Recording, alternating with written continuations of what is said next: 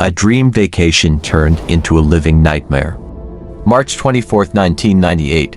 A 23-year-old woman steps onto a Caribbean cruise ship with her family, smiling, dancing, and making plans for the future. Hours later, she vanishes without a trace. From a locked ship, in the middle of the ocean. No note, no sound, no explanation. Witnesses claim they saw her alive, terrified, even begging for help. Yet every lead slips away like water through fingers. Was Amy Lynn Bradley kidnapped? Did someone on that ship know what really happened and help cover it up? Tonight, we dive into one of the ocean's darkest unsolved mysteries. A case that has haunted the high seas for over 2 decades. And the chilling truth, her captor may still be out there. Full story. Amy Lynn Bradley went on a cruise with her family to what seemed like a tropical paradise and never came back. Amy disappeared from a Royal Caribbean ship on March 24, 1998, in Curacao, and has been missing ever since. The 23-year-old had been dancing at the Rhapsody of the Seas nightclub with her brother, Brad, as well as other passengers, crew members, and members of the ship's house band. In the early hours of the morning, she and Brad both returned to their family's suite. Her father, Ron, saw her sleeping on the cabin's balcony, but about half an hour later, she was gone. Myself and my parents have had to endure a lot of sadness, but the last thing that I ever said to Amy was, "I love you," before I went to sleep that night, Brad said in a video released by the FBI. Knowing that's the last thing I said to her has always been very comforting to me. Since her disappearance, there have been several alleged sightings of Amy, though none have been definitively confirmed. The Netflix documentary Amy Bradley is Missing premiered on July 16 and revisited the long unresolved case, offering more insight into what could have happened to the recent college graduate. Here is everything to know about the day Amy Lynn Bradley went missing and what authorities and her family think happened to her. Amy was born May 12, 1974, in Petersburg, Virginia. After high school, she attended Longwood University on a basketball scholarship. Her love of the sport was reflected in her body art. According to the FBI, Amy has distinctive tattoos, a Tasmanian devil spinning a basketball on her shoulder, an illustration of the sun on her lower back, a Chinese symbol on her right ankle, and a gecko on her navel. The FBI also noted that her belly button was pierced. Amy's mother, Iva, revealed on Vanished that Amy was nervous about going on the cruise, which her father's company paid for. She was a little apprehensive about the big boat thing, and about the ocean, Iva said, even though she was a swim team coach and swam all her life. At the time she went missing, Amy was 23 years old. She had recently graduated from college with a degree in physical education for the National Missing and Unidentified Persons System NamUs and, according to Vanished, planned on pursuing a master's degree in sports psychology.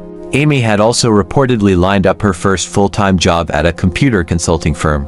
Iva noted in a blog for international cruise victims that Amy had recently adopted a bulldog, whom she planned on picking up upon their return home from their cruise, and also had a new apartment. She had so many plans, Iva wrote, and she was so happy about all of them.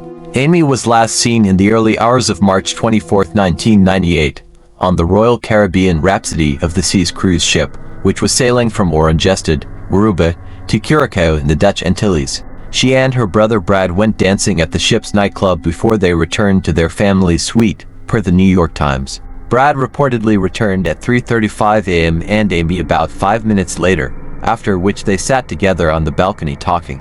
Brad then went inside to sleep, while Amy stayed on the balcony in a lounge chair. She said she was going to stay out on the balcony and get some fresh air, Brad recalled on Vanished. So I told her I loved her and went inside. Amy's father, Ron, said he saw Amy sleeping on the balcony of their cabin between 5:15 a.m. and 5:30 a.m. When he looked again around 6 a.m., she was gone and had only taken her lighter and cigarettes with her, even leaving her shoes behind. Ron said that at first, he thought Amy might have gone on deck to take photos or have coffee, but when he didn't see her on the deck, he searched the ship for more than an hour. When Amy didn't turn up, he became nervous and woke Iva to tell her that their daughter was missing. When we discovered Amy missing, we begged the ship's personnel to not put the gangway down, to not allow anybody to leave the ship, Iva told NBC News in 2005. And we told them that if Amy had left the room for any more than 15 minutes, she would have left us a note. And they put the gangway down anyway. People left the ship in Curacao. The captain of the ship reportedly agreed to help search for Amy.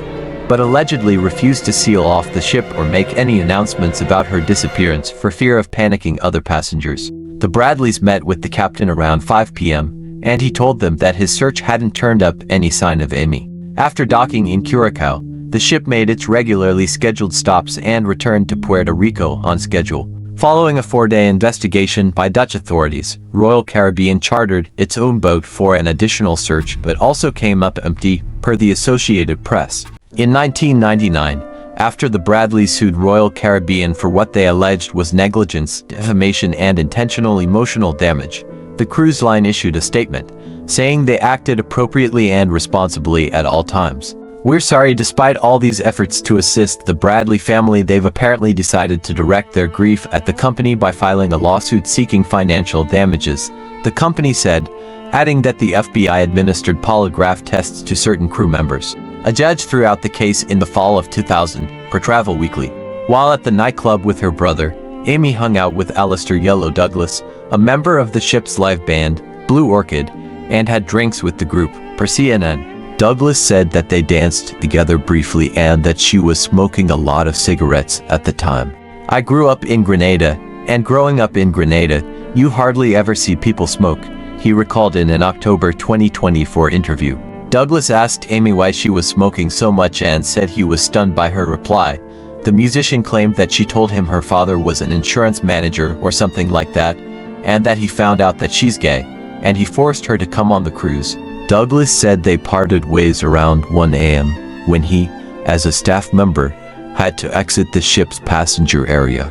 NBC News reported that 2 women on the cruise reported seeing Amy with a musician from the ship's band at 6 a.m. riding the elevator to the ship's top deck. While Iva recalled on Vanished that 2 college girls told her they saw Amy at 5:45 a.m. heading to the ship's 24-hour dance club with Douglas. The musician previously recalled to CNN that a cruise line manager knocked on the door of his room at 6 a.m., asking if Amy was with him. He said no, and said that investigators searched his and his bandmates' rooms and found nothing suspicious and no sign of Amy. Brad recalled on Vanished that he had an awkward encounter with Douglas the morning that Amy disappeared. "He comes up to me, and the first thing he said was, 'Hey man, I'm sorry to hear about your sister,'" Brad claimed. At the time, only the captain and the family reportedly knew that Amy was missing. Ship security and the FBI questioned Douglas, but found no evidence that he was involved with Amy's disappearance. Since her disappearance, several individuals have claimed to see Amy. In April 1998, Ron and Brad returned to Curacao to search for Amy with the aid of police. A local cab driver said he recognized Amy from a flyer and told Ron and Brad that she had approached him minutes after the ship docked, frantically looking for a phone. Brad said that days later, he heard Amy call his name from a passing van. "I heard Amy call my name, pretty distinctive all my life, the way she would say my name and call me," he said on Vanished. They began following the van, but Amy wasn't inside. A Canadian tourist named David Carmichael was scuba diving in Curacao in August 1998 when he believes he spotted Amy flanked by 2 people on the beach. He didn't pay any mind to the group at first until Amy tried to get his attention. The minute she heard I spoke English, she picked up her pace and was putting distance between her and the 2 people who were flanking her. Carmichael recalled on Vanished, adding that within seconds, she was only about 3 to 4 feet from him. Just as she was about to speak, Carmichael alleged, the men pulled Amy into a restaurant. Carmichael followed them, noticing a scar on Amy's right shin and that she was pointing to her tattoos, which matched all of Amy's. "I was 2 feet away from her, 2 feet. That's how close I was," he claimed. "I don't even have to think about it. It's 100%, not even 99%. It's 100%. It was her." Authorities searched the area after getting Carmichael's tip, but didn't find any sign of Amy. In January 1999, a Navy petty officer reportedly visited a brothel in Curacao and said a woman told him her name was Amy Bradley and asked him for help. He told her there was a naval ship about 5 minutes away, but she responded, "No, you don't understand. Please help me. My name is Amy Bradley." The officer didn't take action, Ron told NBC News, in part because the officer wasn't allowed to be in the brothel and because he didn't know anyone by that name was missing until he saw a magazine cover with Amy's face and name on it. Ron and Iva also told CNN that there was another alleged sighting of Amy in a department store bathroom in Barbados in 2005. When Amy first went missing, the ship's captain suggested that she may have fallen overboard, but her family was skeptical because they'd never seen her approach any of the railings on the ship. Some crew members suggested she may have jumped overboard and died by suicide, but her family also raised doubts about that theory. Knowing the type of person that she is, and the fact that she just graduated from college, just gotten a new English bulldog, which she had always wanted as far as jumping from the ship, it just never had been a possibility in my mind, Brad said. Another crew member suggested that Amy may have disembarked and might be on the island, so her family began looking for her in Curacao. The Bradleys got in touch with the FBI, but it would have taken agents at least 24 hours to get to Curacao, and the ship was scheduled to leave the island within 4 hours, so Ron, Iva and Brad stayed behind after the ship departed. FBI agents then told Iva and Ron that they'd been in contact with the ship's crew and claimed that the captain's search hadn't been as thorough as they'd thought. They searched the common areas, they searched the restrooms, but they did not search every nook and cranny, Iva claimed on Vanished. They caught up to the ship at its next stop in St. Thomas, where Iva confronted the captain and urged him to let the FBI search the ship. On March 26, 1998, the FBI searched the ship extensively and had crew members carry a photo of Amy to ask passengers about her whereabouts. Amy's parents have said that they believe she may be a victim of human trafficking. My intuition as a mother is somebody's got her, Iva said on Vanished. Somebody saw her, somebody wanted her, and somebody took her. In September 2005, an anonymous source allegedly sent the Bradleys photos of a woman whom they claimed was Amy that they found online. In the photos, the woman's hair is longer and her makeup is styled differently than Amy's was when she disappeared, but Iva believed it could have been her daughter. The photos, in which the woman was named James, were reportedly from an adult website based in the Caribbean.